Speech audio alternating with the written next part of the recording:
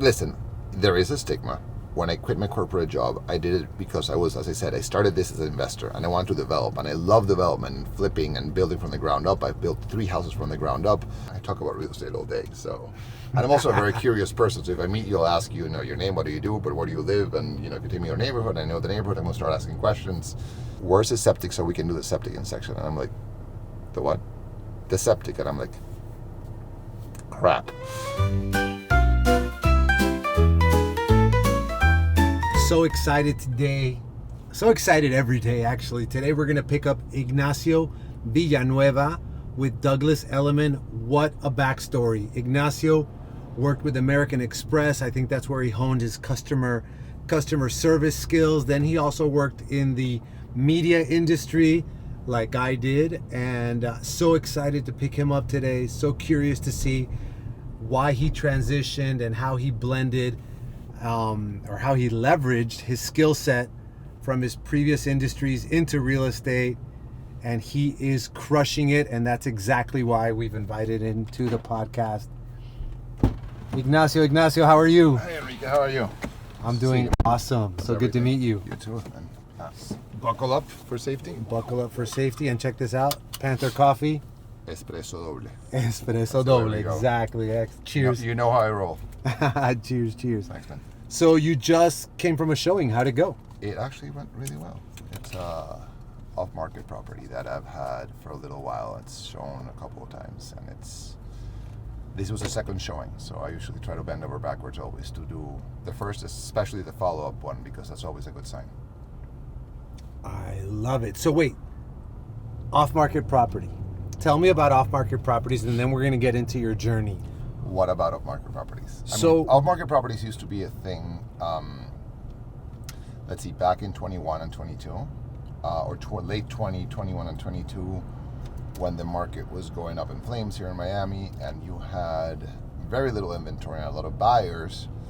Off markets became a thing. You can get to the seller before, but it actually was a flip at that point, because historically people thought that off market sometimes get you a better deal.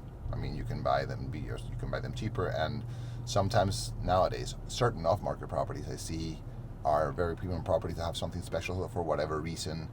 People do not want to be actively marketing it, and sometimes I've seen those on market being kind of like going at a premium, not going at a discount. So it all depends on the seller and the reason why they're doing. I mean, I've had people who they don't list actively because they don't want to commit to a single agent, or they have someone in their family or close by that they don't want to work with necessarily, but they want to move their property and they try to move it off market, so they have an excuse to say, someone came directly to me. I've seen in case of separations, divorces, high profile people that do not want to have their house photographed and seen out there just for discretion's sake. There are an array of reasons why people keep things off market. I love it. And so this one's off market for you, right? This one is off market for me. And so when it's off market, how do you go about promoting?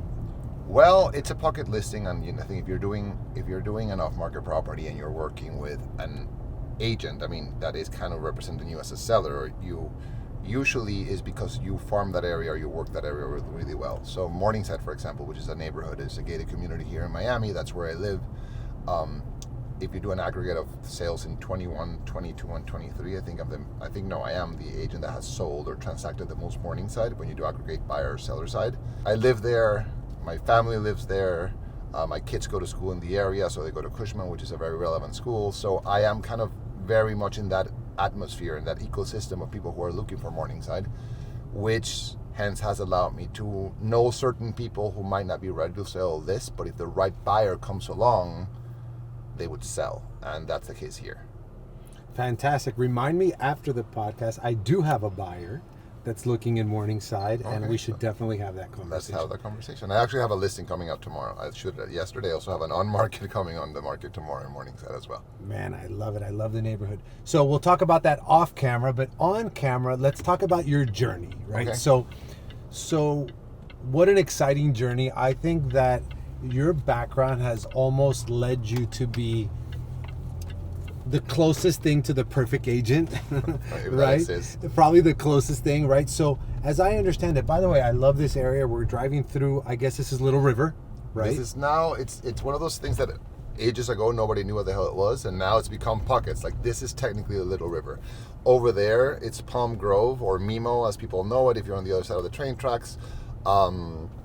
There is Lemon City further down on this west side. Below that's Buena Vista. So they're little pockets that all together people just kind of relate to as the Upper East Side. Cool. Miami trying to be New York. Miami trying to be New York, right? The sixth borough. of Exactly. New York. And so, can you talk to us about your journey? Like, so first you were at, I want to say, American Express? Yeah, so my journey, backtracking even before that, I am originally from Caracas, Venezuela. Was born and raised there. I went to law school in Venezuela, so I'm technically what you would call bar certified or bar approved in the U.S. I mean, I could just move back if I wanted to and technically practice law. Never did it. It wasn't my thing. Halfway through my studies of law, I became a paralegal at a big corporate firm, and I realized that's not what I wanted to do. And because of the way the higher education system works in Venezuela, if I had quit and go to a different field, it would have mean losing 3 years of my life, because you don't have core courses and electives that you do in the US for college, and then you go to grad school. You go straight into a specific field. I choose law, and you only take those subjects for 5 years. So after 5 years, you come out a lawyer. And I said, I'm not, I don't want to backtrack myself and start from scratch. And law is always going to give me a good base and a good resume, and it's going to teach me a good way of thinking that's going to be applicable for anything that I do. So technically, I'm a lawyer. Graduated law school, moved to the States, lived in New York for 9 years, and I had a 10-year career in marketing communications. So I started on the agency side, an advertising agency. Which agency? At the time, it was called the Vidal Partnership. It was the biggest independent multicultural marketing. So they In New York? In New York. I know They specifically targeted the Hispanic community that lived in the U.S. So it was all advertising, mostly in Spanish. High blue chips customer companies, such as we had, the agency had, and I worked on Nissan, Spring Nextel when they were still around. A lot of companies are no longer around. So Nissan, Spring Nextel, Heineken, Century 21, DirecTV. What other accounts that we had? We did a project for Unilever. We did a very cool project that I worked on as a copywriter for Unilever for the Hispanic market. They were launching their line of body washes called Caress. Okay. And they were relaunching it for the Hispanic market. And we actually did such a great project that for the first time ever, they awarded the general market, so the American general market account, to us, and we were able to launch Caress, relaunch also in English for them, which is kind of unheard of. But then, unfortunately, they went belly up during the recession of 2008, where marketing dollars were scarce and a lot of companies were consolidating, and the concept of a multicultural shop kind of went through a very tough phase. And at that point, I had quit my job, and I had gone to grad school at NYU for marketing communications that I wanted to do a program in, because I had academic training in law and I had real work experience in marketing, but I had never studied marketing, and I think it was good for me to study the field. So, and after NYU, I did 2 years, a year and a half at a PR firm, which is the only marketing communications field that I hadn't really tried hands-on, and I wanted to be able to have the 360. I did direct to consumer, I did digital, I did what they call above the line, so what you see in radio, TV, movie, theaters with advertising. And PR was the only field. So I did. I got a job at a firm, at a agency that's focused on travel, and I had a real estate component, and that's how I got my feet wet in real estate. I was selling, promoting the real estate component of the Amanyara Resort, the villas at the Amanyara Resort in Turks and Caicos, which was a lot of fun. And this is where I say I think you have the perfect skill set for real estate, because so you did law. Mm-hmm. Right, so obviously in real estate, there's so many contracts. I mean, 100%. It's a transaction, and yeah, I get it. We're in Florida. We have the FAR Bar, which is a collaboration between the Florida Association of Realtors and the Bar Association.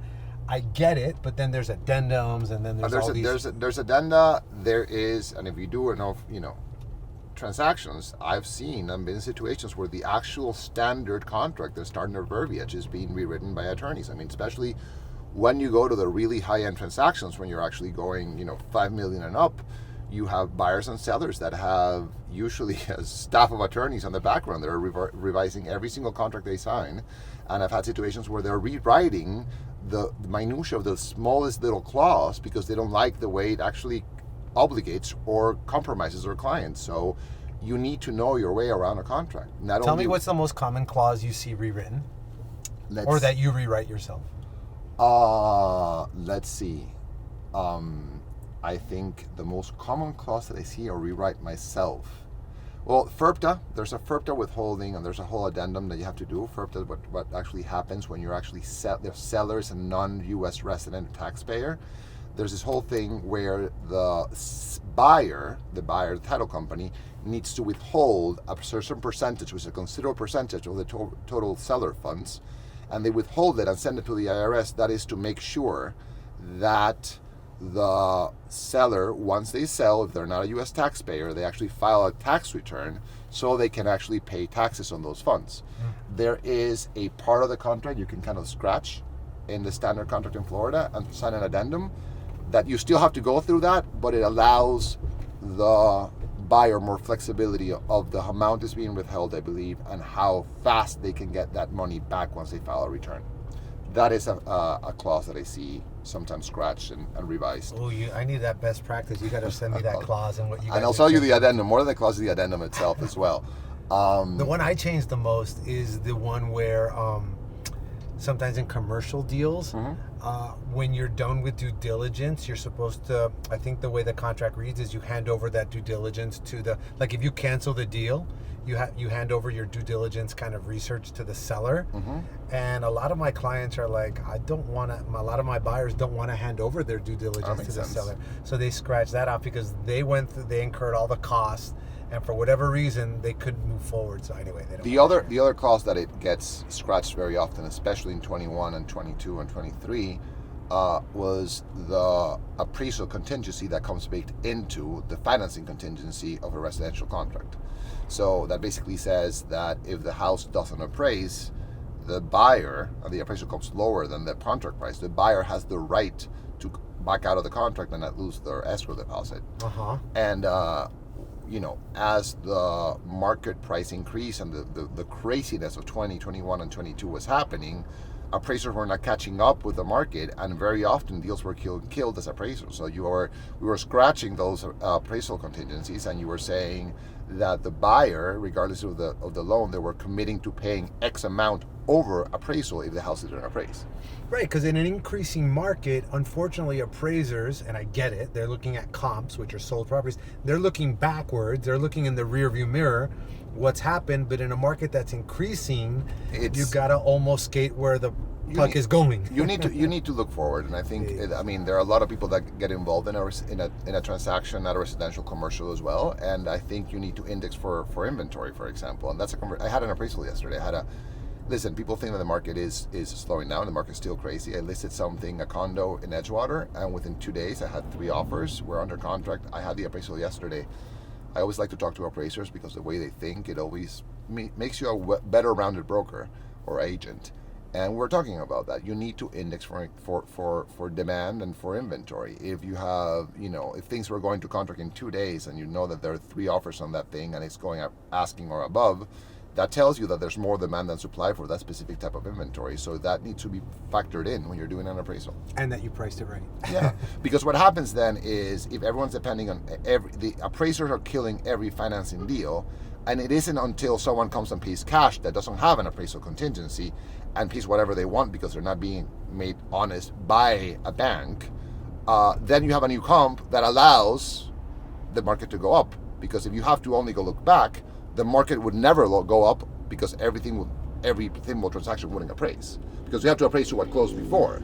And if you keep going looking back, it's impossible for a market to keep going, the price to go up. Brilliant perspective. I swear I haven't heard that. And then you have to depend on the cash buyers to be the ones who put the market forward, but that's not how the market works. So that's I heard somewhere about 40% of closings in Florida are cash. Maybe that Well, seems too high, but listen, in the past year and change, not surprising, interest rates are very high. People are finding it extremely expensive to the carrying cost of the current interest rates at the current prices.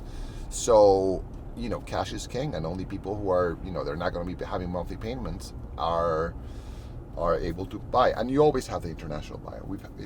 Miami has been a resort town forever.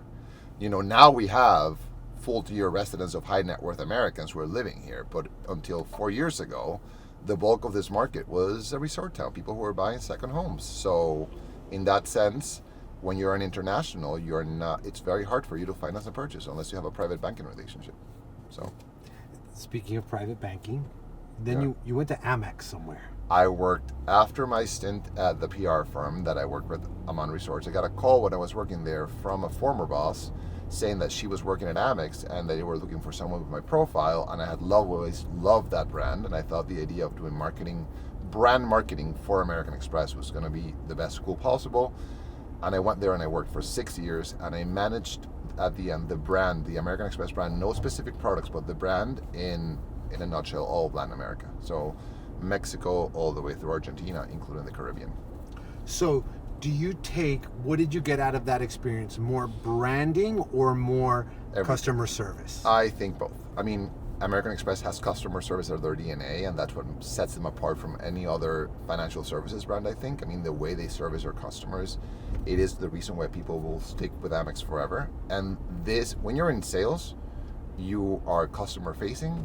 Customer service is one of the many things that's going to set you apart, right? The way you service your clients, when you're available, how you talk to them, how you listen to them, and make sure that you get the best deal possible for their reality. So I took that a lot from American Express, the importance of good customer service, especially in the high-end sphere, but also at the marketing level. I mean, doing an audience, just understanding if you're listing a house for sale and you're going to be doing an email blast, or you're going to be putting money behind a social media campaign or a digital campaign, how do you make sure that you're investing on the right eyeballs? Who is buying a property like the one you're selling? Is it more empty nesters? Is it young families? Is it gay couples? Is it people who are students? I mean, what is that area? Who is that demographic? So understanding a demographic and building an audience so that when you're promoting digitally and you're putting that property in front of that buyer is really important. Also, that goes as how you shoot the property when you're doing pictures, what you show, how you write the descriptions, what words you sprinkle on the property description so it gets picked up when people are searching homes, whatever. That property comes up, or hopefully in Zillow or Redfin if it's just a consumer looking for that. So really marketing a property, making sure that you do it in the digital sphere, the property description is crucial. When I work in Morningside, I always make sure to name all the private schools that are nearby, for example, in the property description. Why? Because the non-resident buyer that's coming in from California, from Massachusetts, from New York, even from other parts in Florida, might know the school but not the neighborhood. So if you look for homes near the Cushman School or Miami Country Day, and that's where my property is located because I know people in my neighborhood send their kids there, I'm going to make sure that my property is going to come up most likely in that search, perhaps on a Zillow link, but it's there. So that's another part of the learning that I got from marketing at American Express. It was actually very valuable. I love it. And in your PR stint, do you use some of that to get free marketing as a realtor? I mean, yes, you try. The reality is that PR is Element, I gotta say, my broker, they are the kings of PR. Their PR team is second to none. They're great in crafting a story. They have great media relationships. They're always reaching out saying, we have a reporter looking for so-and-so. You have worked on a deal like that, creating the opportunity for you to appear in media, right? Not as a paid advertising, but part of an article, which is great. But yeah, I've tried. I've definitely kind of approached and looked for. I sold the Jetsons house, and that, for example, got some coverage, and it was a very unique property. That's awesome. And so, you mentioned kids, right? Mm-hmm. And so, our job as parents, obviously, are to let kids like achieve their full potential. Okay. Right? And sometimes we want to help them avoid mistakes. Mm-hmm. So let's talk about kids or novices entering the world of real estate. Somebody who's thinking about pivoting from the agency world, the media world, which is actually going through a lot of layoffs, right? Mm-hmm. As companies merge. So people coming from the media industry or the PR industry or even the banking industry that are thinking about coming into real estate, what mistakes would you help them avoid? What advice can you give them to avoid a mistake? I think the first thing, more than a mistake, is a perception about this career and this field that people keep seeing it as easy money. It's like, it is easy money. You open a door and that turns into a contract, that turns into a closing that gives you X% of the purchase price. And you can oversimplify it to that point, but that's not the reality. There's a lot of work. There is a lot of work before you see a dime. There is a lot of buyers and sellers out there that you might not be the right fit for, and you should not be pitching for that business. I mean, there are people who see you as a glorified door opener, and if you do not want to be a glorified door opener, don't work with those people. It takes a lot of time and traction of hard work before you get that stature that you can start making perhaps a decent living out of this. It's really hard to start, and I think the best advice, which I had a very kind of different path from the traditional, but I'm sure some people have done it my way. I had my corporate job. I got my license when I moved from New York, so I was working for American Express. My wife and I moved from New York to Miami. We started investing. This was 2013, so the market was still turning around after the crash of 2009, 2010. And real estate has always interested me. So I started more as an investor, and I got the license not to become a broker, I basically to represent myself. I always say that I was my number one client. And a lot of those rookie mistakes, thankfully, I was able to do with my own money and on my own transactions, so I didn't have to answer to anyone. And that's how I learned. And eventually, because I was investing, I was also brokering, my social circle kind of knew what I was doing, and that turned into, it was a time in my life when I was starting, I hadn't had kids yet, and all my friends were kind of in the same stage, so they were starting to become first-time home buyers, and a lot of them said, we would love for you to represent us because you have that investor eye when you're buying and want to see potential. You say you like Morningside. My first house in Morningside, we bought in 2013 when it wasn't even the glimpse of what it is these days. My wife lived in Miami growing up, and she had a lot of friends from Miami, and when we moved down here and we met those friends and we said that we had purchased something in Morningside, so many people were like, where? They had never heard of it.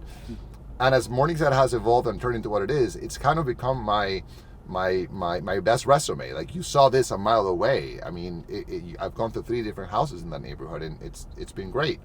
I think you should work for a team if you're starting and you really want to get serious, because a lot of people get into this career as a side business. But if you want it to be your primary business, I think the best way to learn, if it's going to be your primary source of income, might be a team.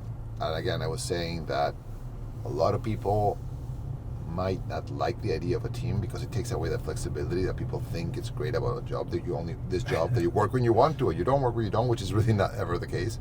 You sometimes don't work when you want to, and you have to work when you don't, because that's when a showing has to be done. But a team will tell you, a big team will tell you, you have to work X open house on a Saturday and on a Sunday back to back, and that's not what people love about this. But that's the best way to learn. That's the best way to understand a transaction, know how to negotiate, know your way around a contract. Understand the many different addenda that actually goes with the contract. There's a regular addenda. There is a,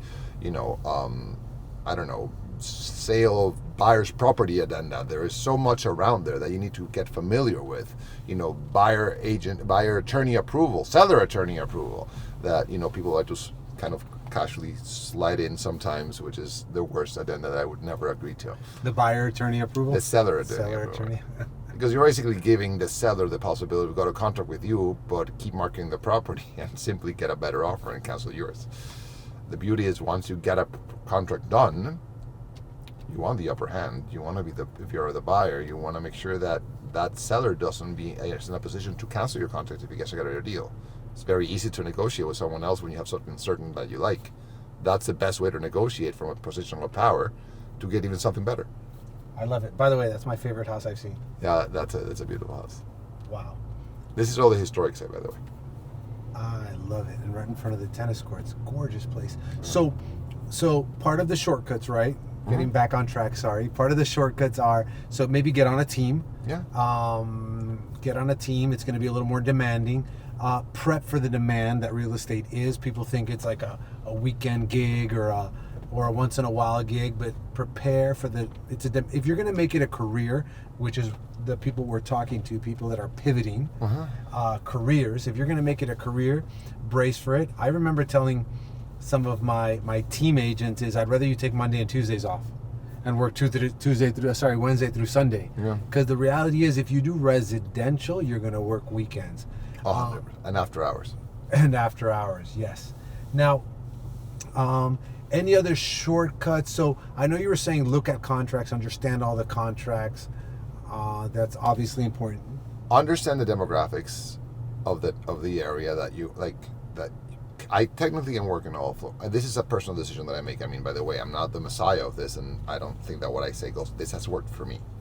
I think you need to understand your market really well. And I think that in order to do that, you need to understand the demographic, the nuances. I always say, for example, every neighborhood, or almost every neighborhood, is going to have, the neighborhood, the older sibling and the younger sibling. So the one that's priced right above and the one that's priced right below. You need to understand what that neighborhood is for the buyer or the seller, for the buyer of each neighborhood, so you understand how you price properties. Because 90% of the marketing strategy to a successful sale and a good sale is going to be your pricing strategy. And it happens often that you have this beautiful house in a neighborhood that it's the best house in the neighborhood, it's the biggest house in the neighborhood, it's been improved to the T, the best finishes. But if you price that house at a number where people can get into a lesser house in a better neighborhood, it's hard for you to compete. So you need to understand, if people, we're talking right now before about Bay Point and Morningside, for example, people who are priced out of Bay Point, which is all the world, everyone in the world, because it's obscenely expensive, are now looking into Morningside because by proximity it's a next neighborhood over at a more affordable price point. You should, if you're pricing the best house in Morningside, you should keep in mind how much a lesser house, but perhaps could do the same job, would cost in Bay Point, and you should try not to price above that, because the reality is, at that moment, people are going to say, I would rather have location, a lesser home in Bay Point that I can improve over the best house in Morningside. The same way you need to understand what your price right above, where are people coming from when they, so for me, that is perhaps Belmead. Belmead is, if you're priced out of Morningside, I'm seeing in this area where I work the most, which by the way is not the only area that I work. I do a lot of Key Biscayne and all the Grove and all the beach, but if you're priced out of Bay Point, you go into Morningside usually. And if you're priced out of Morningside, people, what they end up doing is Belmead.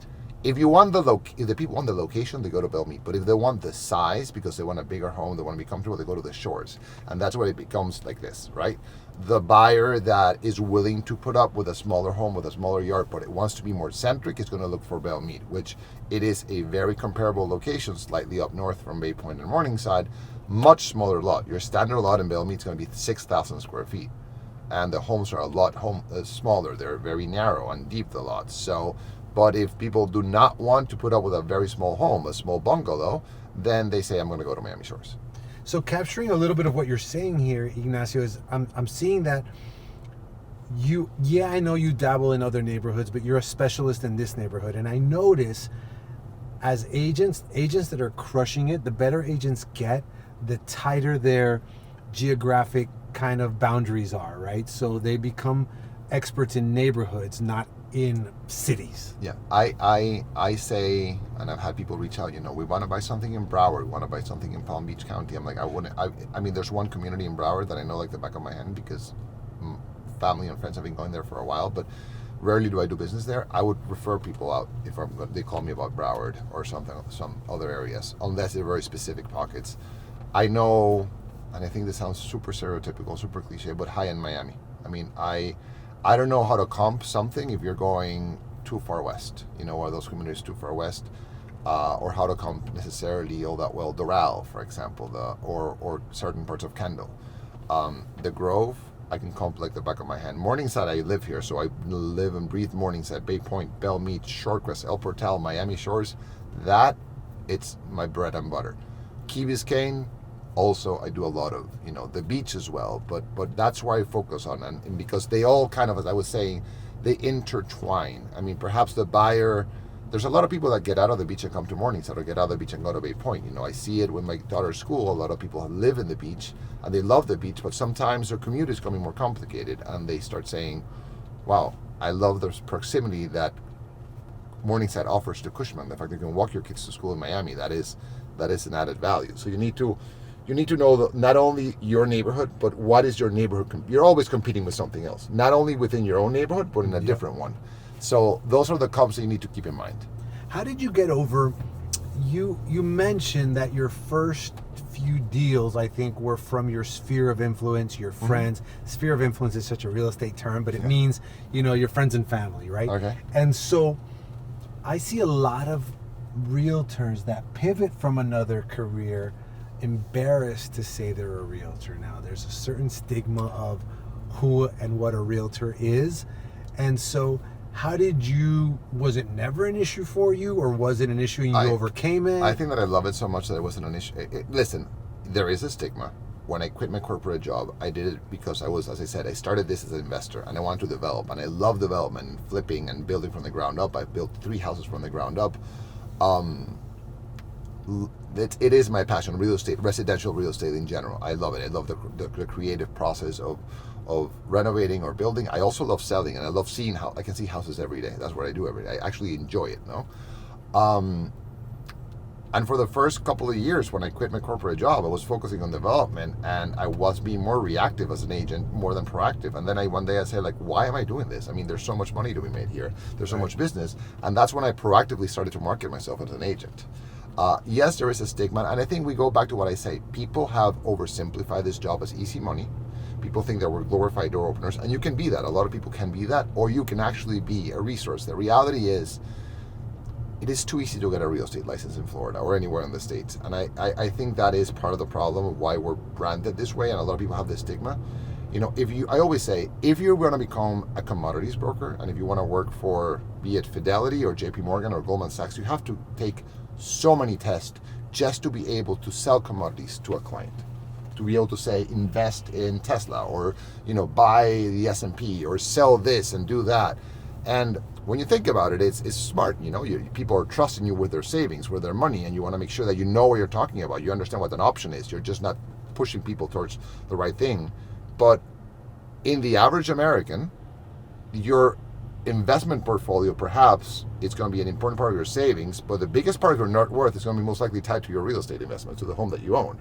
That's always the biggest asset. So how is it that we live in a country where, to advise people on stocks and bonds and the stock market, you need to take so many certifications to formally do it, but to sell them what's going to be the biggest purchase of their life and the biggest part of their net worth, it's not that regularized.